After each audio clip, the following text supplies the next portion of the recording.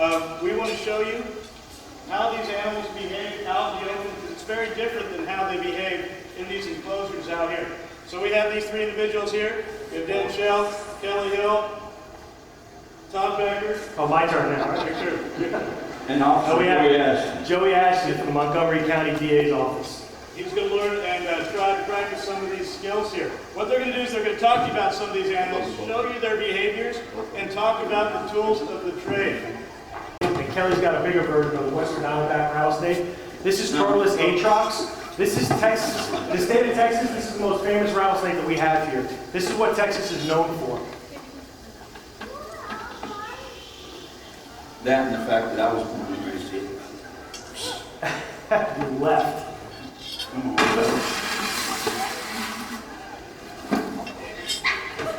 I should have taken the big one. Here. Let's commence the confusion.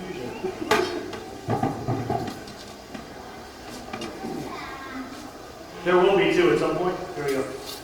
There's the second one there. And right now they're a little bit on the cold side, but you can see they both have full rattles. And most of the time what these are going to do, pretty much all the time, is they're going to try to get away from people. Right now we're kind of on all sides of the animal. Pull it out this way a little bit. You have to see that, okay, right? That's him.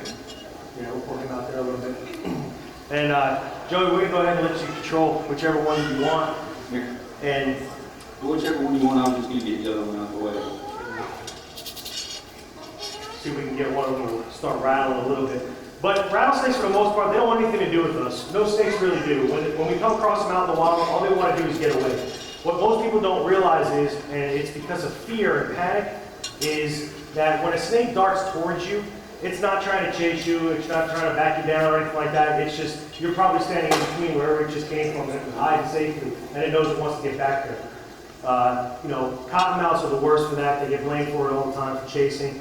Rattlesnakes, they're defensive, they're not aggressive. They defend themselves. Right now, neither one of these snakes could care less. I mean, we've had them out quite a few times, but they're a little bit on the cool side. A little bit. A little bit. Yeah, they haven't been, these snakes haven't been cooled down at all. They haven't been extracted from, I mean, they're loaded weapons. They're supposed to be educational. There's a new one called Venom Hunters, which is literally disturbing. But what they show on those shows is for entertainment purposes. Shock and awe. Shock and awe. That's what it's all about. Folks, look, rattlesnake, it's not what you see on TV. These snakes want nothing more than us to just leave them alone. I'm standing right over there. You know, she doesn't feel threatened. Now, if I were to step closer or make a quick movement, she's going to coil, get her head in position, and be ready to play defense. You know, that's their way of protecting. Now she feels cornered. Todd's making them feel cornered. Now they can't go anywhere, and they'll eventually coil up and turn their attention back towards Todd, so they can always be in a defensive posture. They don't want to strike at Todd because think of it as a boxer. Every time a boxer throws a punch, he leaves himself open to get hit. Same thing. Every time a rattlesnake goes on, they don't like each other either. Every time a rattlesnake strikes and extends its body, it leaves itself open to, you know, a punch from whatever it happens to be striking. And if you notice when I move towards them, and what she did before is she's turned away, she just wants to get away. That's all she wants to do. She doesn't want anything to do with it.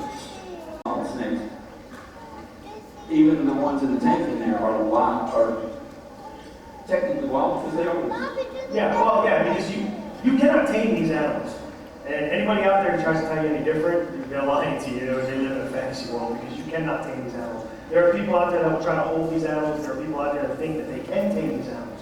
Legitimately think they can. It cannot be done. You never know what this animal is going to do. It's a wild animal. You never know what any wild animal is going to do. You know, one minute a wild animal could be, you know, a squirrel, say. People, you know, will feed squirrels when they come in their yard. You know, that squirrel, they may teach that squirrel that it's okay to come up and take a peanut or something out of their hand, and then one day the squirrel bites them on the finger. You know, well, guess what? Now you're going to get rabies shots. So, I mean, it's same thing with raccoons, possums, rattlesnakes. They're wild animals. You don't know what they're going to do. They're not domesticated. You cannot domesticate them. So, I mean, as far as their temperament goes and that, the animal itself, they give plenty of warning to people most of the time, unless you really hit a major accidental moment where the snake doesn't know you're there, you don't know the snake's there, and say you step on it or something, and it bites you, which most of the time those bites turn out to be dry bites, where you don't even get offended. They don't want to waste their venom on you. Everything will be fine. The snake will leave. That snake doesn't ever want to see you again. Now, there are people out there that call as well that do relocation. I'm one of them, Kelly's one of them, Dan's one of them. There's, I mean, dozens of them here today. There's people out there that you can call that will actually come and relocate that animal for you and move that animal so that you and your family members and your animals. Hey, quick question on the venom. So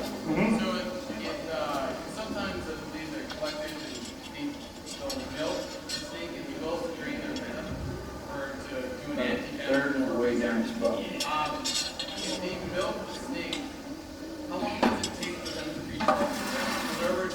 Do they ever milk them dry? He doesn't know either, so he's running away. Because I looked at him. I don't know what the actual time is to milk them, but you know, as far as them making new venom, I think it was somewhere probably land within a few days. You know, but I do know that most of these guys that milk them, there's a select few people who actually milk them for anti-venom purposes, and there's only a few in the United States. There are people who milk them just to milk them because they do things that I'm not going to really try to bring up, like SI, stuff like that. But as far as them building it back up, the guys that milk them for anti-venom, they usually do it once every 17 days. So that should tell you a little bit, I guess, you know, as far as how long it takes to build that back up. Now, that's why these animals, and they know, they don't want to waste what they have. They don't want to waste their reserve, especially what doesn't top that up. No, it wasn't. This is a crown jewel of rattlesnakes, in my opinion, in the U.S., but for every herper here in Texas, it really is. This snake right here is protected in the state of Texas. You cannot kill this snake, you cannot touch this snake, you cannot capture this snake, you keep this snake. The ones that we have here are from another state. They had to be registered with Texas Park and Wildlife so that you people can see them today. If you come across this in the wild, this is our unicorn. This is what every herper wants to see out in the wild. If you come across this out in the wild, I mean, it's like hitting the lottery. You really come across a pretty amazing creature. Their numbers are dying down due to human encroachment, and they're just getting completely pushed out, just like the indigo snake was many, many years ago. And it's just a very, very valuable animal. Some things in here, I'm scared, I'm letting you know, don't get any closer to me. I always tell people, it doesn't matter if you like snakes or not, or specifically rattlesnakes. And this is one of the most, including people, actually, especially people, it's one of the most honest animals, honest things with a heartbeat on this entire planet.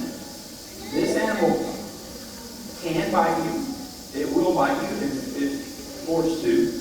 It can severely injure you. This animal can kill you. And that's you know, just the fact. But it doesn't want to. It doesn't want to. And you hear that sound right there. It's going to warn you. All right? It can do all these things I said, but it's giving you fair warning to keep your distance. If you don't do that, well, our human gene pool just got a little stronger because you want the outcome or not. Unless there's a freak accident, you accidentally step on one or whatever. But I don't think it's too much to ask these people, just keep a general eye on where you're going. If you step on, their automatic defensive reflex is to flip around and bite because they think something's attacking them. There's a few bites like that, but like Todd had mentioned earlier, 85% of all snake bites occur when a person is either trying to kill, harass, move a snake. Leave them alone, they leave you alone. And one thing I want to touch base on real quick is something that a lot of people say, and we hear it all the time. People always, this is always their go-to.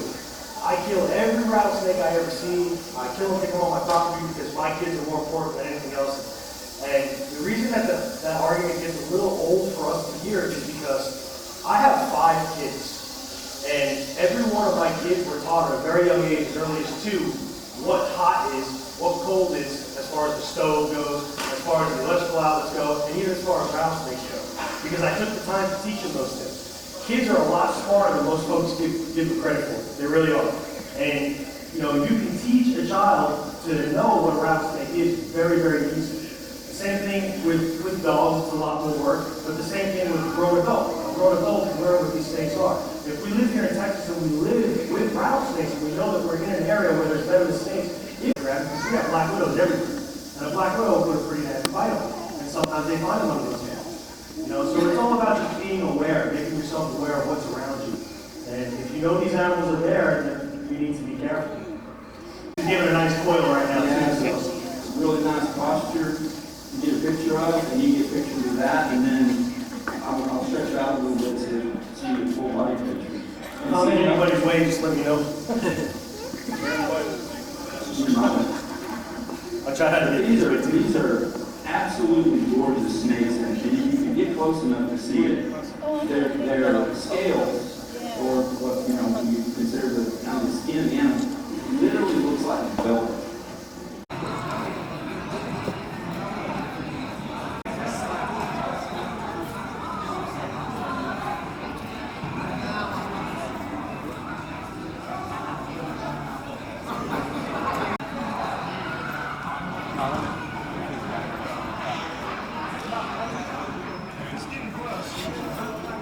Wind up, let me. I took a water monitor and put it to the eyeball. You took one to the eyeball? I took a take. I hear it's extra cleansing, so it's better than eye drops. Lauren got to the Lauren got into the mouth, into the nose, and in the ear. Nice. Yeah. I do that instead of sinus rinse, so it really clears out.